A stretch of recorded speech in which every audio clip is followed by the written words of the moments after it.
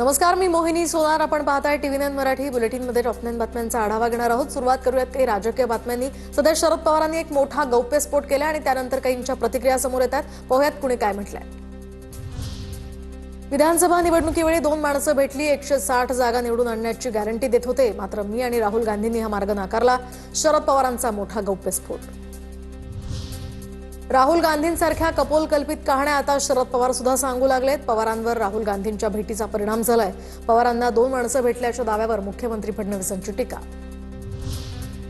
राहुल गांधींनी निवडणूक आयोगावर आक्षेप घेतला. मग भाजप आणि मुख्यमंत्र्यांनी उत्तर देण्याची गरज काय? राहुल गांधींच्या प्रश्नांना आयोगानं उत्तर द्यावं, शरद पवारांचा निशाणा. संसदेतील शपथ सुप्रीम कोर्टात चालेल का? आयोगानं मागितलेल्या शपथपत्रावरून फडणवीसांचा राहुल गांधींना सवाल. खोटं बोलायचं आणि पळून जायचं, फडणवीसांकडून राहुल गांधींचा पळपुटे असाही उल्लेख. शरद पवारांच्या दाव्यामध्ये तथ्य असेल. निवडणूक आयोगावर टीका केली की भाजपला जोमतं, आदित्य ठाकरेंची टीका.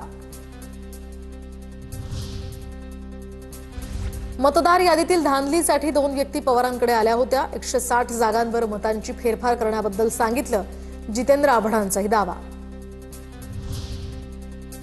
राहुल गांधींसह मल्लिकार्जुन खरगेंची ठाकरेंसोबत चर्चा. निवडणूक आयोगाविरोधातील लढा अधिक तीव्र करणार.